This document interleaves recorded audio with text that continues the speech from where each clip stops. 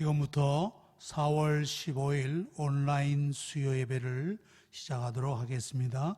다 같이 묵상 기도 드리겠습니다.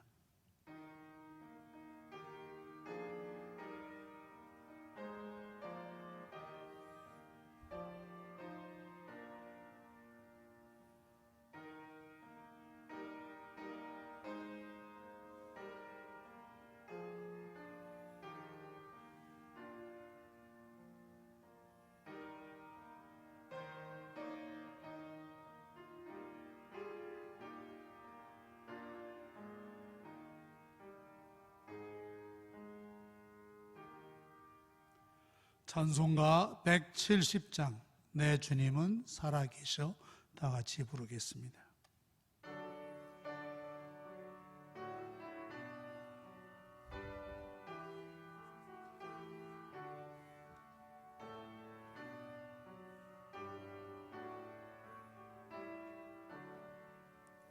내 주님은 살아계셔 날 지켜주시니 그 큰 사랑 인하여서 나 자유하던 나의 구원 되신 주님 내 소망 되신 주 항상 나와 함께 하셔 곧 다시 오시리 나를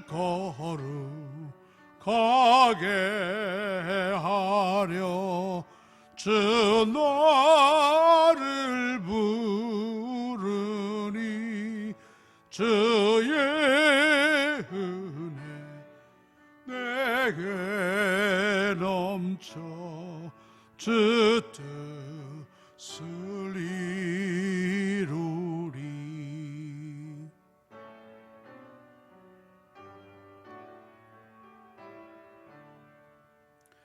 고센 믿음 나 가지고 주 말씀 따르면 주님 다시 강림할 때 날 영접하시리 아멘. 예배를 위해서 김옥순 권사님 기도 인도해 주시겠습니다.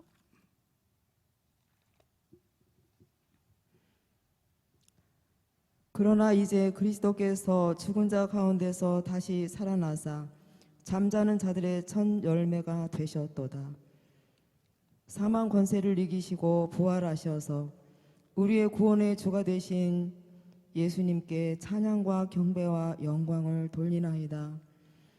함께 모여 신령과 진정의 예배를 드리지 못하는 안타까운 이 현실을 돌아보면서 그동안 누렸던 신앙의 자유가 얼마나 귀하고 복된 일이었는지 절감하게 됩니다. 우리가 살고 있는 이 일상에서 우리의 신앙의 삶은 나태해지고 경건의 능력을 잃어가고 있습니다. 하나님 아버지, 긍휼과 자비를 베풀어 주시어서 우리의 믿음을 회복시켜 주시기를 원합니다. 사랑의 주님, 코로나19로 인한 세계적인 위기와 공포 속에서 하루속히 구원하여 주시기를 원합니다. 아버지 하나님, 전적인 하나님의 은혜만이 이 나라와 전 세계를 구원의 길로 인도하실 줄을 믿사오니 이제 진노를 거두어 주시옵소서. 이 땅의 교회들이 하나님의 영광을 가리우며 세상의 빛과 소금의 역할을 제대로 감당하지 못했나이다. 저희들에게 회개의 영을 허락하여 주시옵소서. 오직 이 땅에 정의를 물같이 또 공의를 마르지 않는 강같이 흐르게 하는 이민족 되게 하여 주시기를 원합니다.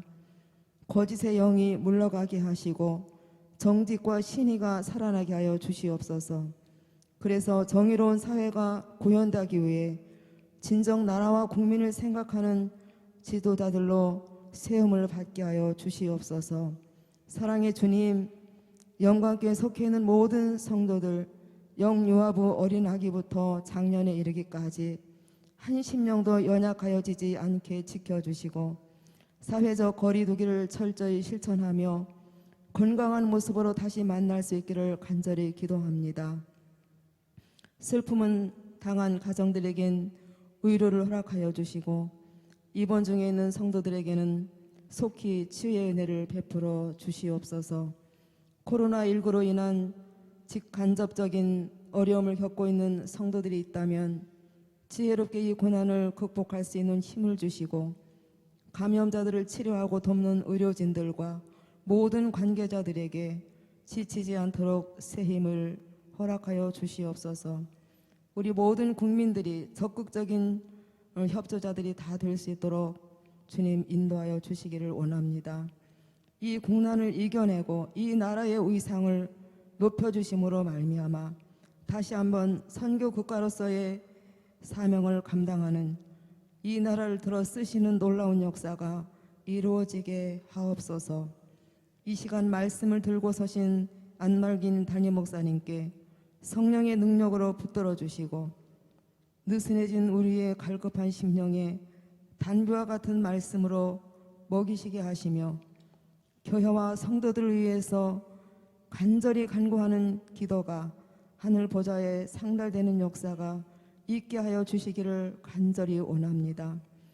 예배를 갈망하는 성도들의 간구를 들어 응답하여 주시고 속히 예배가 재개되도록 은혜로 인도하여 주시옵소서. 예배의 시종을 주님 앞에 맡깁니다. 부활하셔서 우리의 생명의 주로 오신 예수 그리스도의 이름으로 감사하며 기도하옵나이다. 아멘.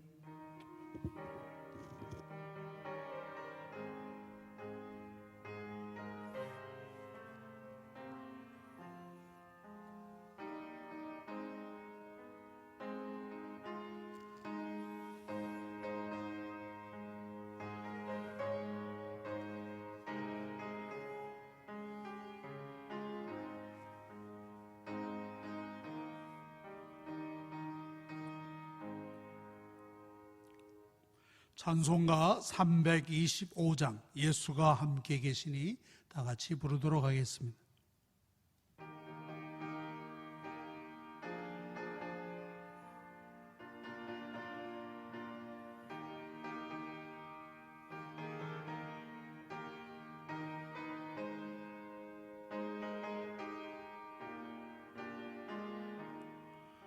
예수가 함께 계시니 시험이 오나 겁없네. 기쁨의 근원 되시는 예수를 위해 삽시다. 날마다 주를 섬기며 언제나 주를 기리고 그 사랑 안에 살면서 딴 길로 가지 맙시다. 이 세상 사는 동안에 주 이름 전파하면서 무한한 복락 주시는 예수를 위해 삽시다. 날마다 주를 섬기며 언제나 주를 기리고 그 사랑 안에 살면서 딴 길로 가지 맙시다. 이 세상 친구 없어도 예수는 나의 친구니 불의한 일을 버리고 예수를 위해 삽시다. 날마다 주를 섬기며 언제나 주를 기리고 그 사랑 아래 살면서 딴 길로 가지 맙시다.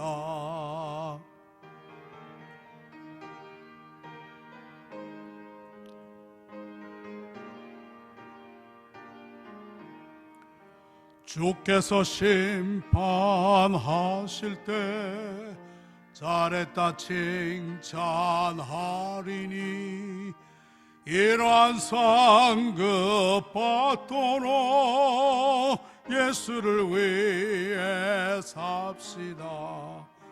날마다 주를 섬기며 언제나 주를 기리고 그 사랑 안에 살면서 딴 길로 가지 맙시다.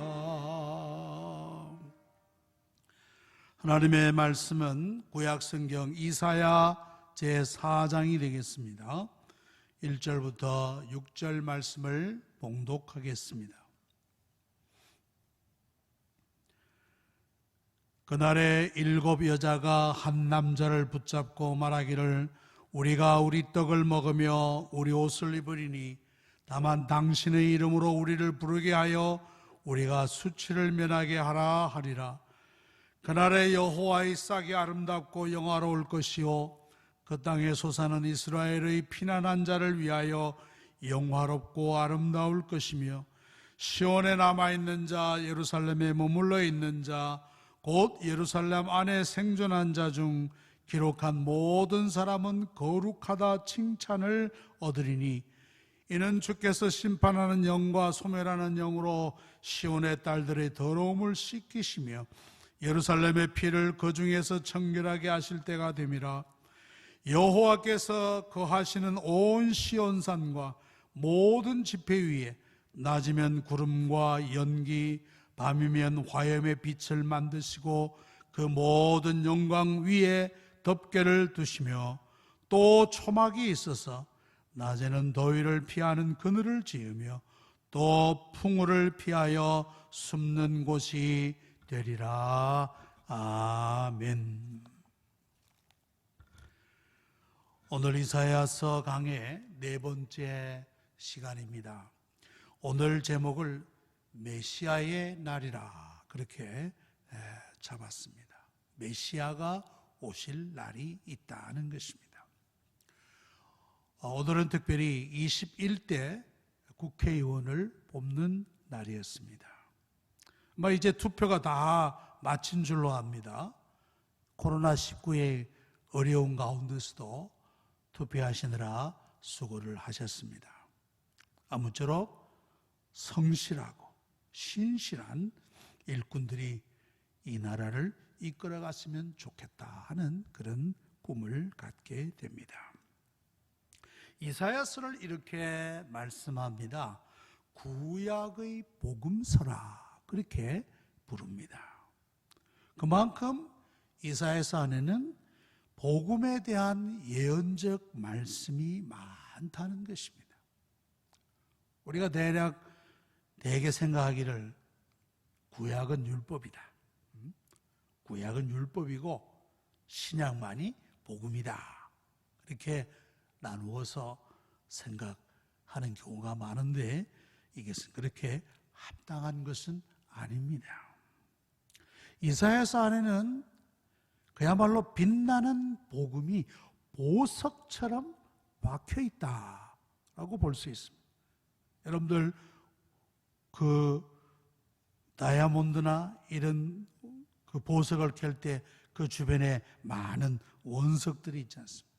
그 안에서 보물을 캐듯이 이사야서 안에는 이런 빛나는 복음들이 보석처럼 이렇게 박혀 있는 것을 우리는 알 수 있습니다. 오늘 제 4장을 함께 생각해 보기를 원하는데, 3장에서 우리가 지난주에 본 대로 이사야는 언약 백성인 예루살렘과 유다가 하나님 대신 의지하는 것에 대하여 하나님은 굉장히 싫어하셨다는 것을 우리는 보았습니다. 특별히 3장에 보니까 3장 8절에 그랬죠. 그들의 언어와 행위가 여호와를 거역하는 삶이었다. 이것이 문제였죠. 이스라엘 백성들은 하나님과 독특한 언약적인 관계 아래 있는 백성이었는데도 불구하고 저들은 하나님을 떠나는, 하나님을 멀리하는 그러한 삶을 살았다고 하는 것입니다. 이것이 문제였어요. 아울러 3장 말미에서 3장 16절로부터는 시온의 딸들의 교만과 사치와 허영에 대해서 지적한 것을 우리가 보았습니다. 그랬죠? 시온의 딸들이 교만하여 느린 목, 정을 통하는 눈으로 다니며 아기작거려 걸으며 발로 쟁쟁한 소리를 낸다 하시도다 그랬습니다. 이 시온의 딸들의 허영과 사치에 대하여 이런 지적을 하셨던 것입니다. 가정이나 사회에서 물론 남성의 역할도 크죠. 살림을 이제 가정의 경제를 유지해 나가는 그 일을 합니다. 그러나 여성의 역할 얼마나 큰지 모릅니다. 서양 속담에 이런 말이 있습니다. 요람을 흔드는 손은 세계를 흔드는 손이다. 요람이 뭡니까? 아기가 누워있는, 갓난아이가 누워있는 그 흔들 침대를 말씀하겠죠. 요람을 흔드는 손은 세계를 흔드는 손이다. 어머니의 손에서 미래의 일꾼이 자란다는 것입니다.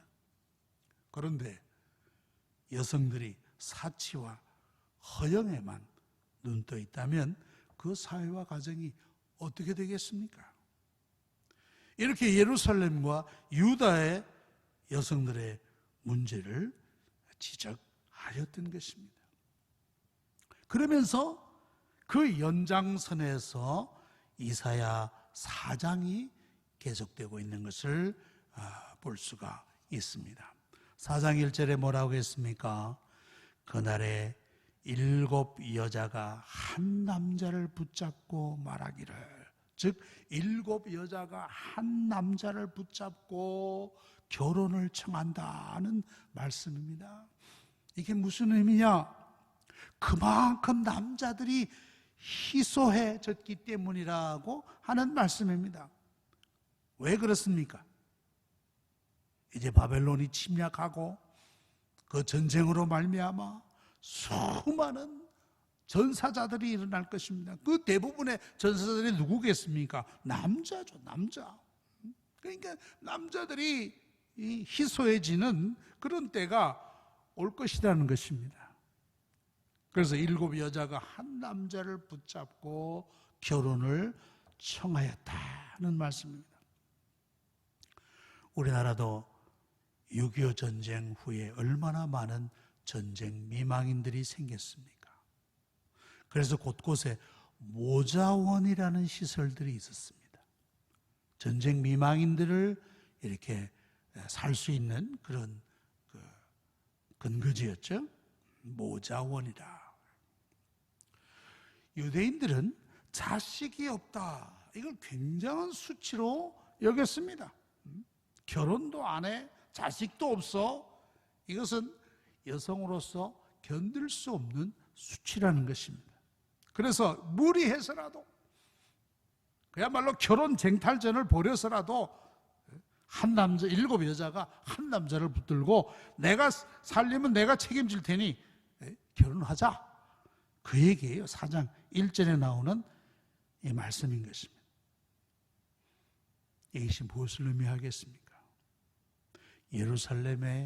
예루살렘과 유다의 여인들이 사치하고 허영과 음란에 빠졌던 결과가 이런 굴욕적인 상태로 바뀌게 될 것이다 라는 것을 예언하고 있는 것입니다. 한 사회와 국가가 건강하게 서나가려면 여성과 어머니의 역할이 얼마나 중요한지 몰라요. 아무쪼록 우리 믿는 여성도들이 건강한 신앙으로 무장해서 이 사회의 소금과 빛이 되어야 할 것입니다. 자, 그 다음에 이제 2절로부터 4장 2절로부터는 분위기가 변하고 있는 것을 볼 수 있습니다. 전쟁으로 말미암아 그 사회의 혼란상과 부패성을 말씀하면서도 희망을 말씀하고 있다. 절망 가운데서도 하나님은 자기 백성들에게 늘 희망을 보여주고 있는 것을 우리는 알 수 있어요. 2절에 그랬습니다. 그날에 여호와의 싹이 아름답고 영화로울 것이요 그랬습니다. 그날에, 이 그날이라고 하는 것은 미래에 이루어질 날이 틀림이 없습니다. 그것이 언제인지 정확한 날짜, 정확한 시대는 알 수 없습니다만은 미래에 확실히 다가올 날을 말씀하고 있는 거예요. 그날에 여호와의 싹이 아름답고 영화로울 것이다. 그날은 여호와의 싹이 돋아나는 날이라고 볼 수 있는 것입니다. 이제 봄이 되니까 싹이 나고 잎이 돋고 꽃이 피고 아름다운 계절이 오지 않았습니까? 여호와의 싹이라고 하는 것은 바로 메시아를 가리키는 겁니다. 그리스도를 가리키는 그리스도. 예레미야 23장 5절에 보면 여호와의 말씀이니라 보라 때가 이르니 내가 다윗에게 한 의로운 가지를 일으킬 것이라. 그가 왕이 되어 지혜롭게 다스리며 세상의 정의와 공의를 행할 것이며 다윗에게 한 의로운 가지를 일으켜. 가지나 싹이나 같은 말 아니겠습니까? 예레미야 33장 15절에 보면 그날 그때에 내가 다윗에게서 한 공의로운 가지가 나게 하리니 그가 이 땅에 정의와 공의를 실행할 것이라. 공의로운 가지, 아름답고 영화로운 싹과 같은 의미라고 볼 수가 있는 것입니다. 여호와의 싹이라. 이 싹이라는 말은 히브리 말로 체마흐라는 말이에요. 이것은 식물이 자라는 것을 의미한다고 볼 수 있어요. 식물이 자란다.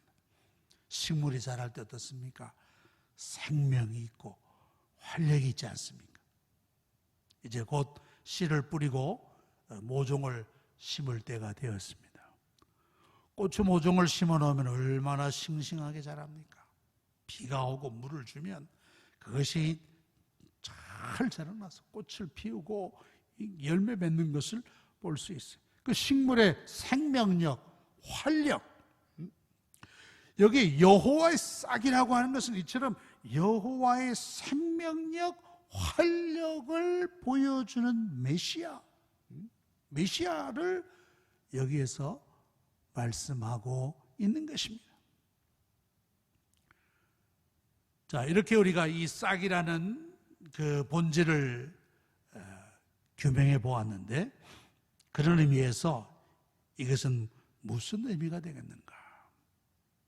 메마른 나무 뿌리에서 싹이 돋아 나오듯이 무너졌던 다윗의 왕통에서 메시아가 나실 것이다 라는 것입니다. 그걸 이사야 선지자가 예언적으로 보여주고 있는 것입니다. 무너진 다윗의 왕통, 이스라엘의 역사에 있어서 얼마나 많은 위기가 도래했습니까? 바벨론이 이제 곧 침략해서 이제 나라가 그야말로 없어질 존망의 그런 기로에 서 있을 수 있는 그런 절박한 때입니다. 그러나 하나님의 구원 운동은 끊어지지 않는다. 마치 죽은 나무에서 봄이 되면 싹이 돋듯이 말이죠. 하나님의 구원의 운동은 결코 끊어지지 않는다. 죽지 않는다. 하는 것을 보여주고 있는 거예요. 마태복음 1장 1절에 뭐라고 했습니까? 아브라함과 다윗의 자손 예수 그리스도의 계보라. 아브라함과 다윗의 그 왕통을 통해서 여호와의 싹이 나타났다는 것을 마태복음 1장 1절에서 보여주고 있는 거란 말이에요.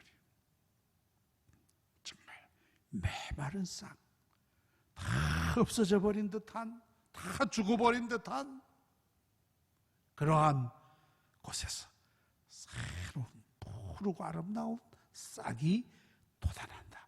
여호와의 싹이라, 그리스도가 오실 것이다 하는 것을 예언하고 있다는 것입니다. 그런 의미에서 여호와의 싹이라. 또 하나는 싹은 아주 약합니다. 싹은 연약합니다. 아주 처음에는 작지 않습니까? 작은 싹이 이제 떡잎이 나오면서 이제 자라나기 시작합니다.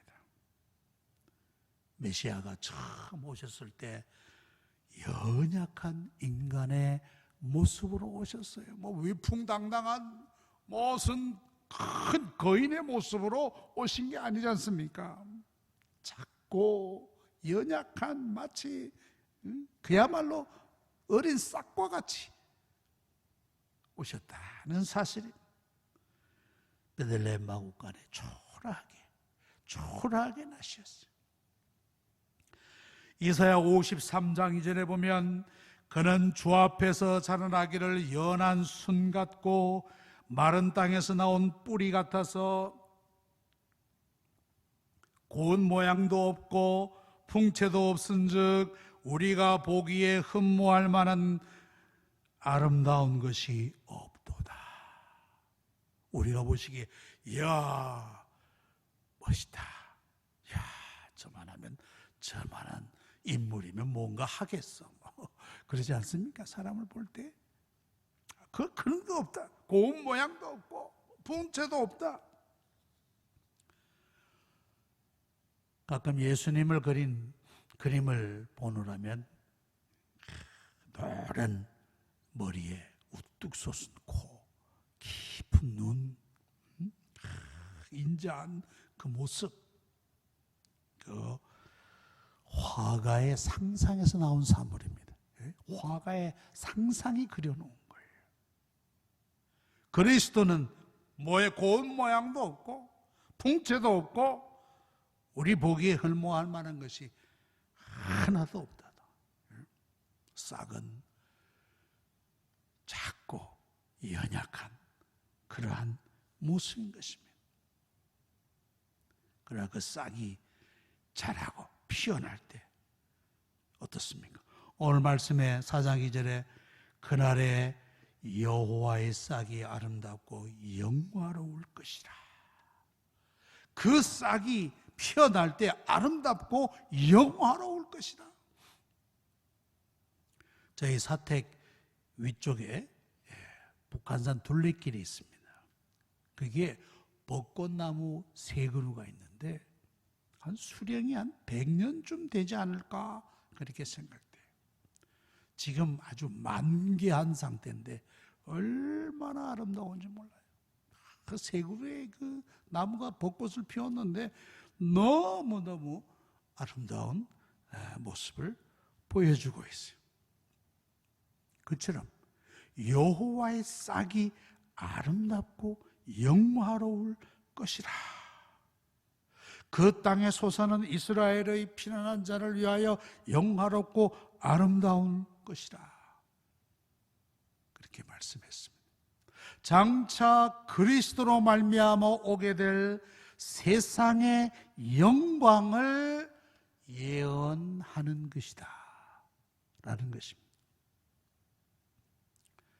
학계 2장 7절에 보니까 또한 나라를 진동시킬 것이며 모든 나라의 보배가 이르니 내가 이 성전에 영광이 충만하게 하리라. 만군의 여호와의 말이니라. 이 성전의 영광이 충만하게 하리라. 그리스도로 말미암아 올 세상의 영광을 이미 예언해 주고 있는 말씀이라고 볼 수 있어요.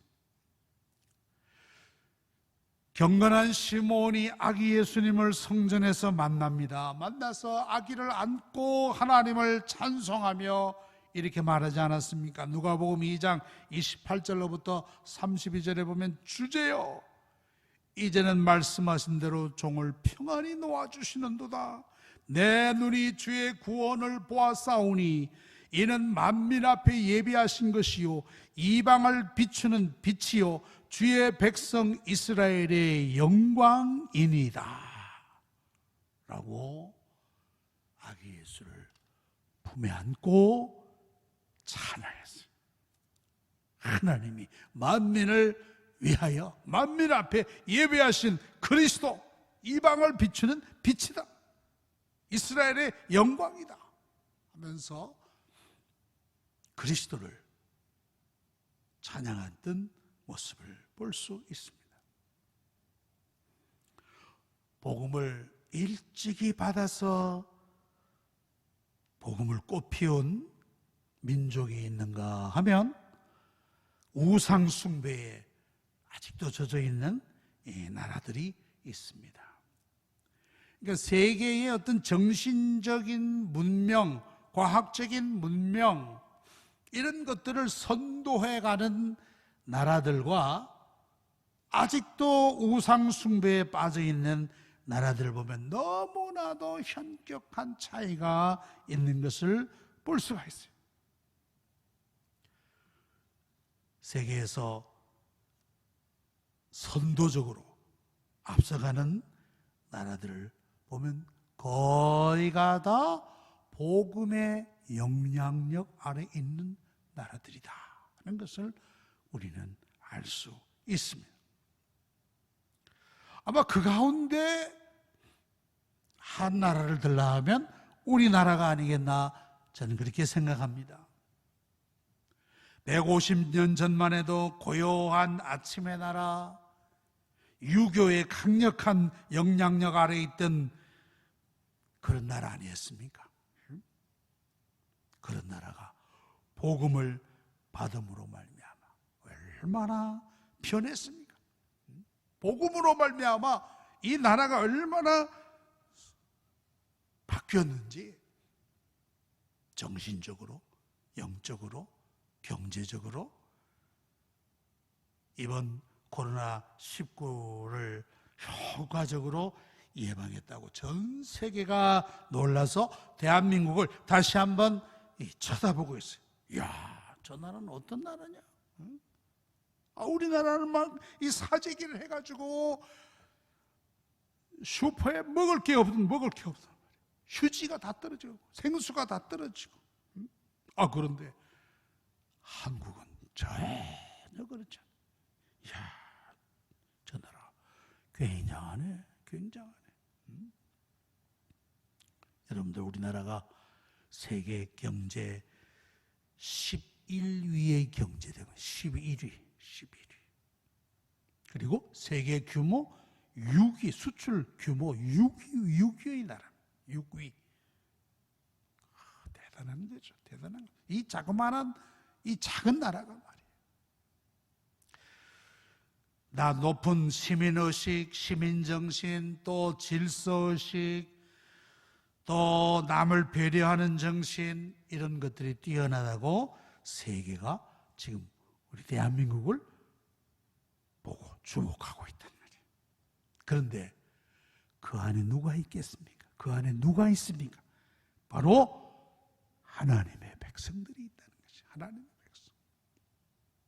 복음을 받고 복음으로 말미암아 새로워진 하나님의 백성들이 그 중 안에 그 안에 살고 있다라는 사실을 우리는 기억해야 될 것입니다.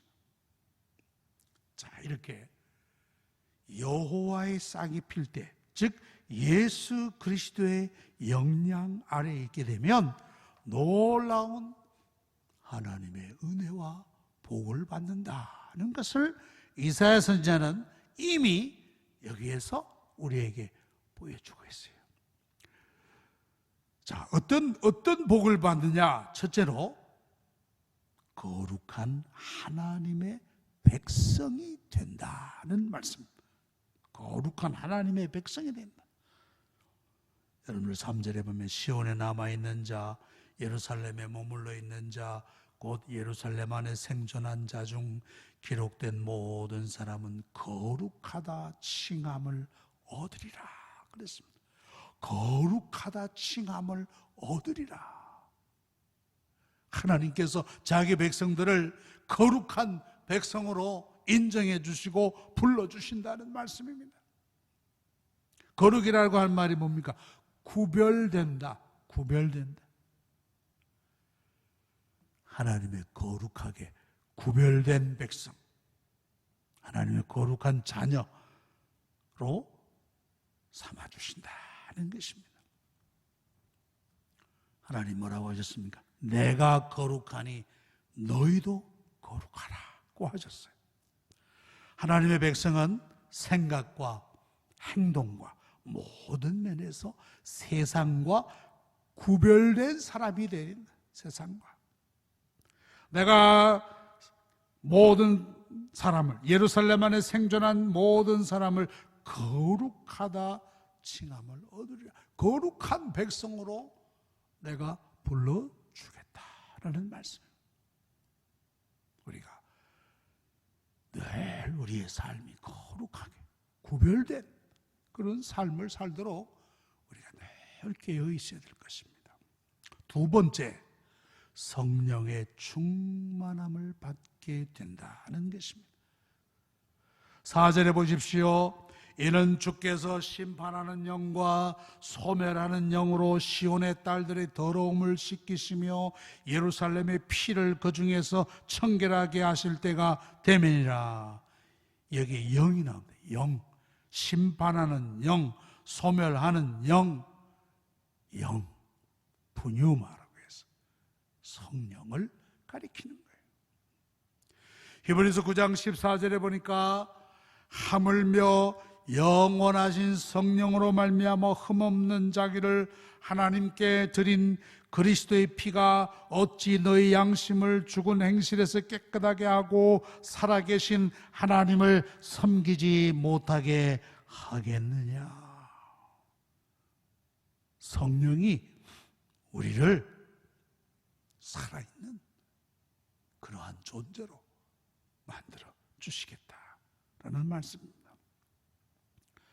우리 잘 아는 대로 술 취하지 말라 에베소서에 그렇지 않습니까? 이는 방탕한 것이니 오직 성령의 충만함을 받으라고 하셨습니다. 우리는 늘 성령 충만을 사모해야 됩니다. 그래야 죄를 이기고 또 나를 이기고 세상을 이기고 마귀를 이기게 되는 것입니다. 자, 세 번째, 하나님의 이 언약 가운데 있는 백성들에게 주시는 하나님의 놀라운 복은 하나님의 보호 아래에 살게 된다는 것입니다. 5절에 보면 여호와께서 거하시는 온 시온산과 모든 지폐 위에 낮이면 구름과 연기, 밤이면 화염의 빛을 만드시고 그 모든 영광 위에 덮개를 두시며 또 초막이 있어서 낮에는 더위를 피하는 그늘을 지으며 또 풍우를 피하여 숨는 곳이 되리라. 여러분, 이 말씀은 이스라엘 백성들이 광야를 통과할 때의 모습을 우리에게 연상해 주지 않습니까? 구름 낮에는 구름 기둥으로, 밤에는 불 기둥으로 이스라엘 백성들을 보호해 주셨다라는 말씀입니다.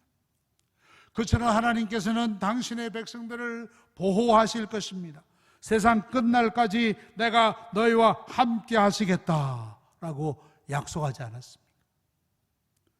시편 23편 4절에 보면 내가 사망의 음침한 골짜기로 다닐지라도 해를 두려워하지 않을 것은 주께서 나와 함께 하심이라. 주의 지팡이와 막대기가 나를 아리하시나이다. 이제 우리나라가 이 코로나19가 이제는 좀 많이 꺾인 그런 느낌을 받습니다. 그러나 아직은 방심해서는 안 될 때인 줄로 압니다.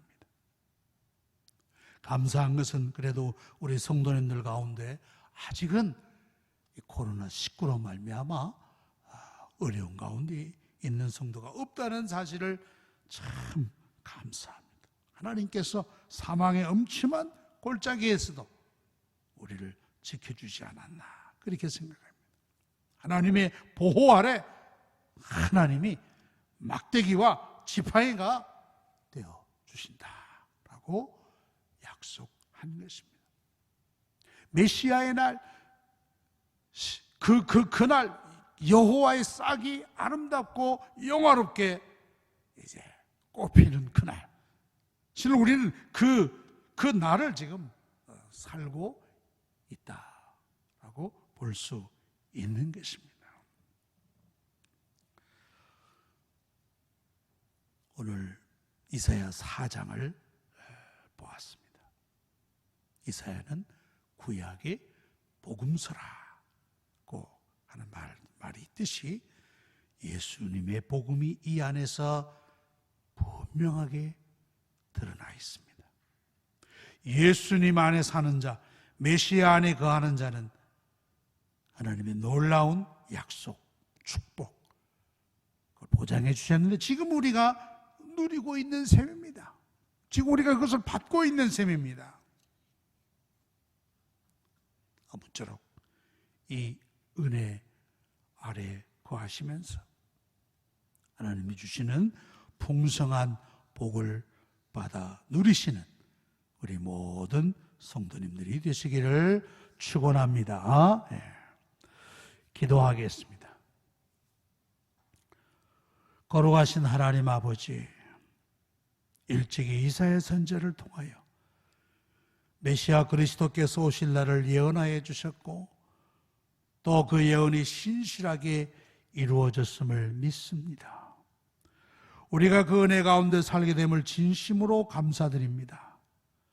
늘 성령 충만하여 하나님의 거룩하심 같이 우리도 거룩한 인격과 삶을 유지할 수 있도록 붙들어 주시옵소서. 주님 다시 오시는 날까지 우리의 신앙을 든든히 붙들어 주시옵소서. 특별히 이 코로나19로 말미암아 많은 어려운 가운데 있는 우리 대한민국 또 전 세계민들 다 붙들어 주셔서 속히 이 바이러스가 소멸될 수 있도록 하나님 역사하여 주시옵소서. 예수님의 이름으로 기도하옵나이다. 아멘. 찬송가 382장을 부르겠습니다.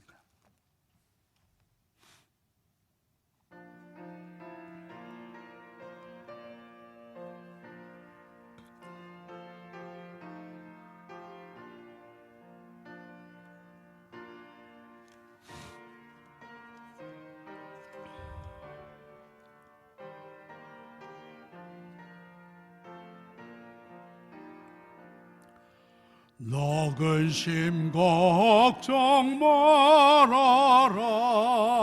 주 너를 지키리. 주 날개 밑에 거하라. 주 너를 지키리. 주 너를 지키리. 아무 때나 어디서나 주 너를 지키리 늘 지켜주시리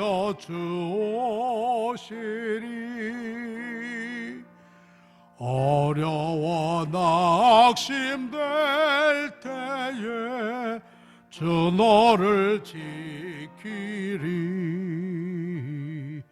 위험한 일을 당할 때 주 너를 지키리 주 너를 지키리 아무 때나 어디서나 주 너를 지키리 늘 지켜주시리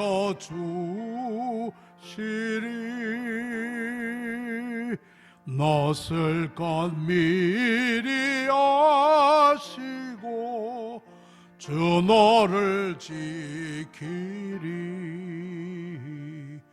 구하는 것을 주시며 주 너를 지키리 주 너를 지키리 아무 때나 어디서나 주 너를 지키리 늘 지켜주시리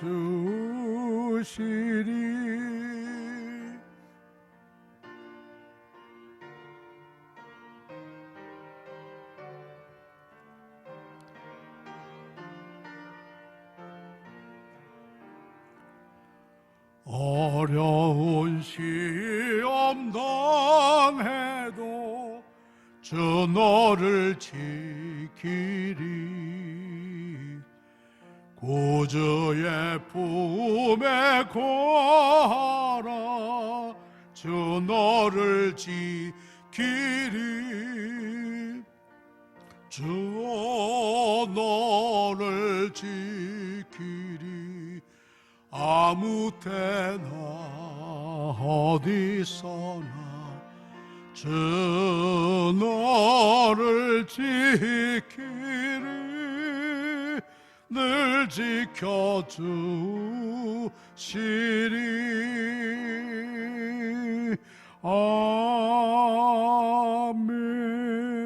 아멘.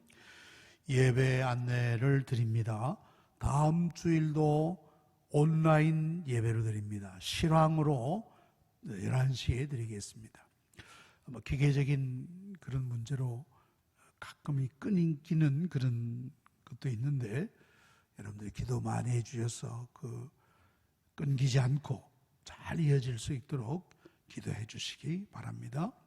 그리고 이제 26일 날 마지막 26일은 함께 모여서 예배 드릴 예정입니다.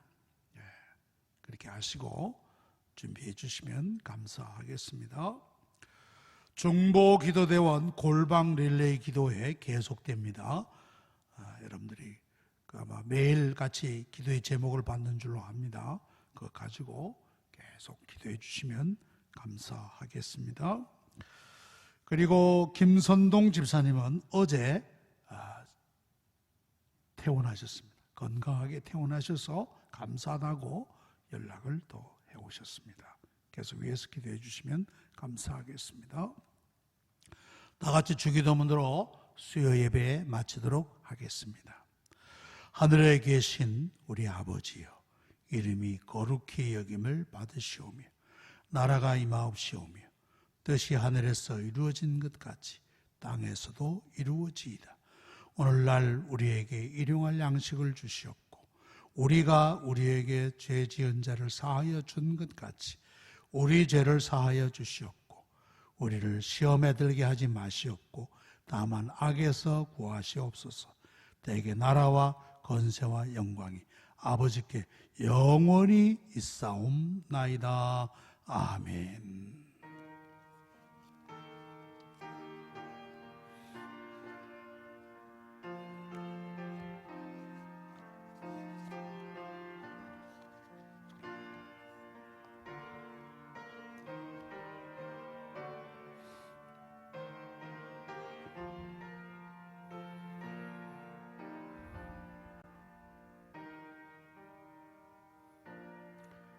이것으로 4월 15일 온라인 수요 예배를 마치도록 하겠습니다.